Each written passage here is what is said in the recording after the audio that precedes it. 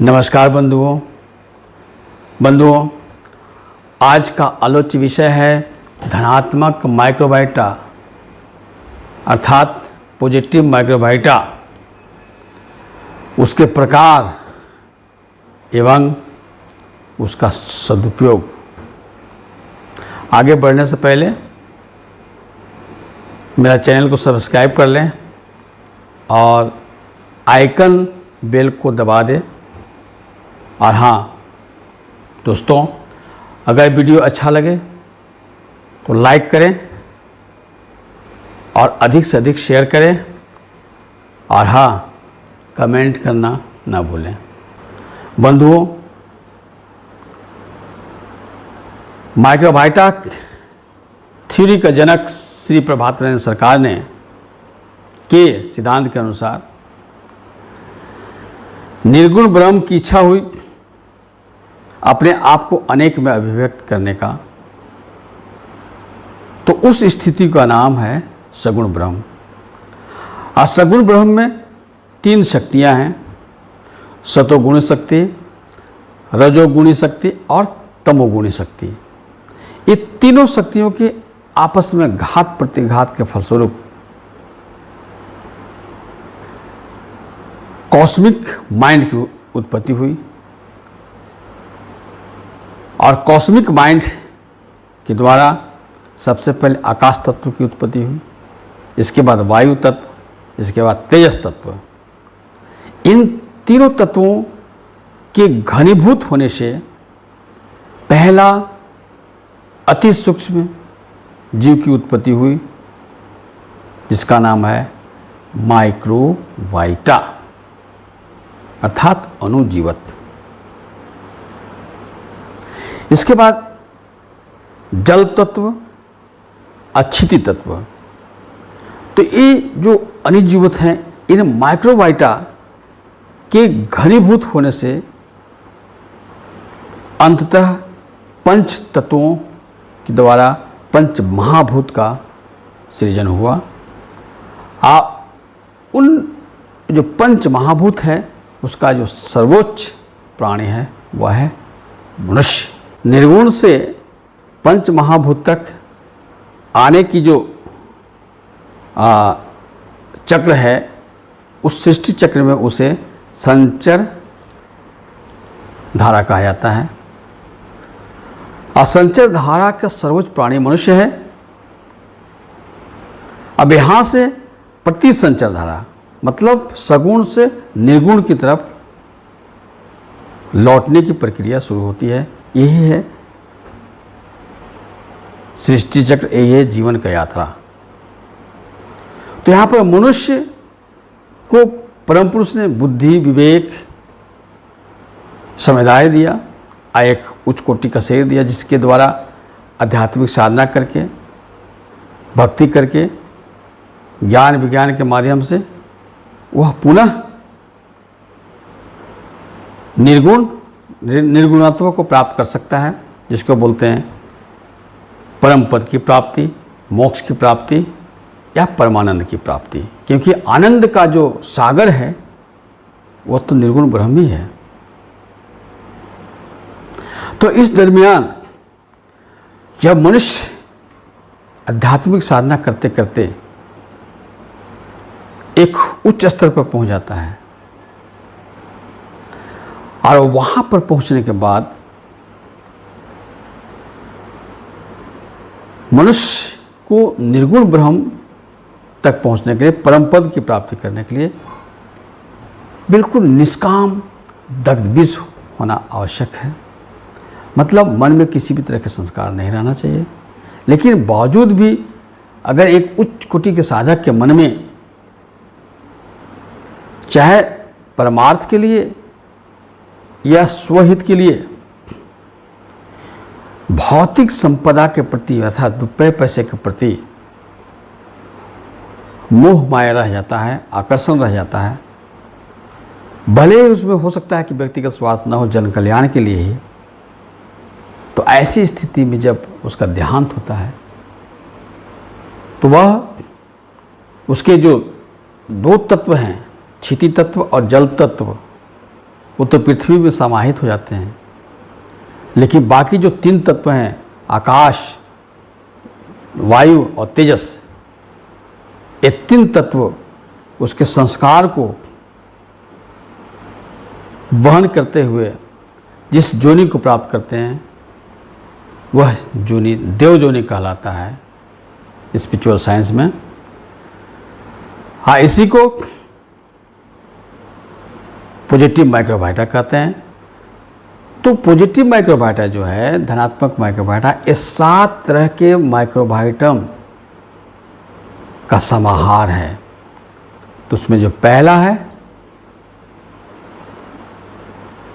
जो एक उच्च कोटि के साधक में रुपए पैसे के प्रति आकर्षण के फलस्वरूप जो जोनि प्राप्त होता है, उसको कहा जाता है यक्ष योनि। तो दोस्तों, आज मैं पॉजिटिव माइक्रोबायोटा के जो पहला अंग है यक्ष, उसी के संदर्भ में विस्तार से व्याख्या करने जा रहा हूँ। बिहार, झारखंड, बंगाल में आज भी आप जगह जगह पे बड़े बड़े वट वृक्ष या पुराने जो विशाल वृक्ष हैं, उसके नीचे ब्रह्म स्थान देखते होंगे। तो श्री प्रभात रंजन सरकार कहते हैं यह जो ब्रह्म स्थान है, एक्चुअली यह यक्ष के स्थान है। तो इससे साबित होता है कि माइक्रोबायोटा के बारे में प्राचीन काल से ही हमारे ऋषि मनुष्यों को, महर्षियों को ज्ञान था। तो ये जो ब्रह्म स्थान है,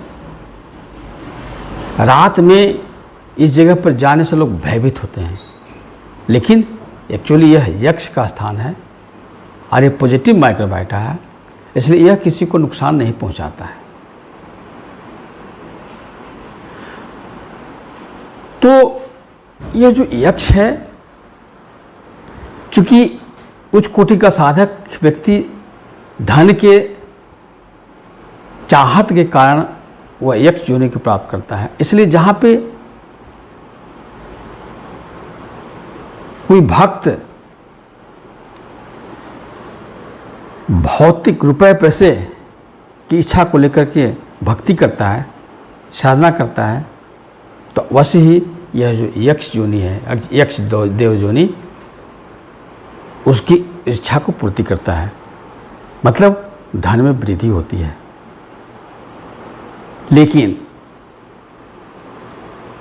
इसका नुकसान यह होता है कि जो भौतिक संपदा है, उसका स्वभाव है कि किसी के हाथ में जब आता है आवश्यकता से अधिक,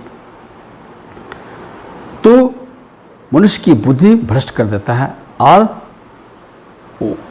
वह जो है धन दौलत रुपए पैसे पाप के रास्ते पे, अन्याय और शोषण के रास्ते पे ले जाने का काम करता है, और जिसके चलते पतन होता है। तो इस तरह से हम आज देखते हैं कि कई लोग करोड़पति हैं, अरबपति हैं, खरबपति हैं, उनका जब बैकग्राउंड में जाएंगे, इतिहास में जाएंगे, तो पहले उसकी हालत बहुत खराब थी, बहुत गरीब थे, मगर आए दिन वो अधिक से अधिक पूजा पाठ भक्ति भाव करते थे। हाँ, इसी उद्देश्य से करते थे कि हे प्रभु, हमारा गरीबी दूर कर दो, धन दौलत दे दो, रुपए पैसे दे दो। मिल गया, लेकिन मिलने के बाद हुआ क्या? उनकी शांति खत्म हो गई, मन में अहंकार हो गया, और उस अहंकार के फलस्वरूप तरह तरह के पाप कार्य में, तरह तरह के कुकृत्य में लिप्त हो गए। अब ऐसे लोगों की स्थिति बाद में बहुत भयावह होती है। तो आज हम देख रहे हैं कि कुछ एक जो करोड़पति, अरबपति, खरबपति है, उनका जो बैकग्राउंड में जाएंगे तो ये स्थिति है।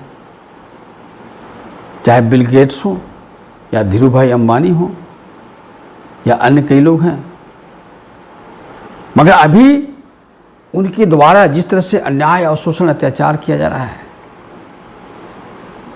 कई लोगों का जो हक है उसको मार करके बैठे हुए हैं, उसका जो दुष्परिणाम होगा आने वाला समय में बहुत भयावह होगा। हालांकि अभी भी है, उनको चैन नहीं है, टेंशन में है, न भर नींद सो पाते हैं, न बिना दवा का भोजन पचता है, न भूख लगती है। माइक्रोबायोटा के जनक श्री प्रभात रंजन सरकार के अनुसार यह जो पॉजिटिव माइक्रोबायोटा है, यक्ष, अगर उन्नत किस्म के साधकों के द्वारा इसका सदुपयोग किया जाए जनहित के लिए, तो कोई समाज या राष्ट्र इसका सदुपयोग से धन्य धान्य से परिपूर्ण हो सकता है, समृद्ध हो सकता है। कोई भी व्यक्ति भूखा नंगा गरीब नहीं रह सकता है। लेकिन इसका जो बागडोर है पकड़, इस सद्विप्रयोग के हाथ में होना चाहिए, उस कोटि के जो साधक है उसके हाथ में होना चाहिए। अगर यही व्यक्तिगत लोग के हाथ में जाता है तो यही बहुत भयावह हो जाता है। जैसे कि अभी की जो स्थिति है, अभी हमारे भारतवर्ष में, दुनिया में धन दान की कमी नहीं है, लेकिन वैसे अनैतिक भ्रष्ट लोगों के हाथ में है, जिनके कारण देश के, समाज के, दुनिया के बहुत संख्यक लोग गरीबी में जीवन व्यतीत कर रहे हैं। तो दोस्तों, यह जो माइक्रोबायोटा है, ये जो अनुजीवत है, हमारे देश की जो ऋषि महर्षि हैं इस संदर्भ में पहले से जानते थे, किंतु तब श्री प्रभात रंजन सरकार का योगदान क्या है? तो प्रभात रंजन सरकार का सबसे बड़ा योगदान है कि ये जो माइक्रोबायोटा है, अनुजीवत है, इसको साइंटिफिक टर्मिनोलॉजी में इन्होंने अभिव्यक्त कर दिया है। तो ये जो अब जो है, इस कारण से इस पर शोध कार्य किया जा सकता है, इस पर गवेषणा किया जा सकता है, इस पर रिसर्च किया जा सकता है। और आने वाला समय में यह यक्ष माइक्रोबायोटा के माध्यम से किसी भी देश और समाज का व्यक्ति, एक भी व्यक्ति न भूखा रहेगा, न नंगा रहेगा, न गरीब रहेगा। तो दोस्तों, ये जो माइक्रोबायोटा है, आने वाला समय में एक बहुत ही आमूलचूल परिवर्तन करने वाला है।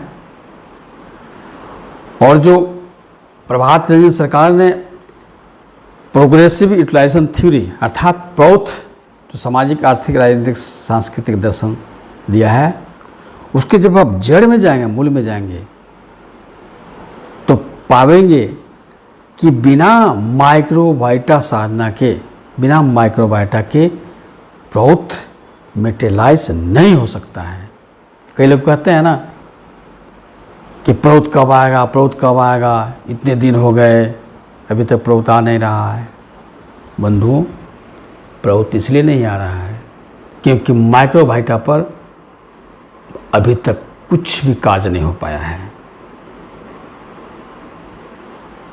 जब माइक्रोबायोटा पर अन्वेषण होगा, रिसर्च होगा, शोध होगा, और उसके फलस्वरूप जो अलौकिक शक्तियां प्राप्त होंगी, उस अलौकिक शक्ति के द्वारा विश्व को एक सूत्र में बांधा जा सकता है। और ऐसी बात नहीं है कि यह काम नहीं हो रहा है, क्योंकि श्री PR सरकार, प्रभात रंजन सरकार युग सृष्टा, युग दृष्टा, तारक ब्रह्म है।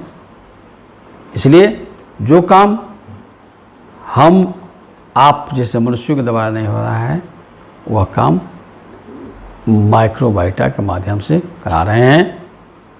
निगेटिव माइक्रोबायोटा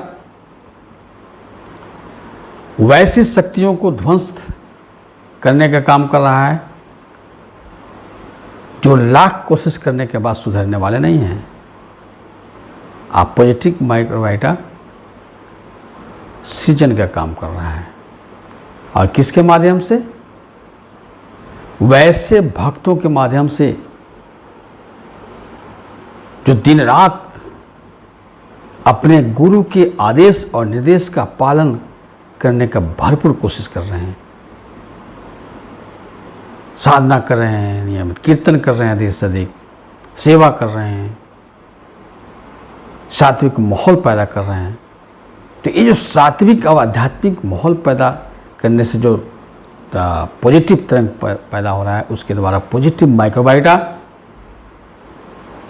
की वृद्धि हो रही है। फलस्वरूप इस दुनिया में जो हलचल हो रहा है वो कल्याण के लिए हो रहा है। इसलिए जितने भी आध्यात्मिक साधक हैं, सबों को दिलो जान से बैलेंस बना करके इस संसार में संतुलन स्थापित करते हुए अधिक से अधिक आध्यात्मिक अनुशीलन करना चाहिए, अधिक से अधिक बाबा नाम केवलम कीर्तन करना चाहिए, अधिक से अधिक साधना करें, अधिक से अधिक सेवा करें, ताकि जितना जल्द हो सके प्रौथ ये धरती पर आ जाए और जो जनता जनार्दन हैं, जिनके शोषण के फलस्वरूप अश्रुधारा गंगा जमुना की तरह बह रहे हैं, उनका आंसू पोंछा जा सके। आज का व्याख्या कैसा लगा अवश्य कमेंट करेंगे। और जो नेक्स्ट टॉपिक होगा पॉजिटिव माइक्रोबायोटा का जो दूसरा भाग है, दूसरा अंग है, वह है किन्नर। तो किन्नर के संबंध में अगली बार बात करेंगे। धन्यवाद, नमस्कार।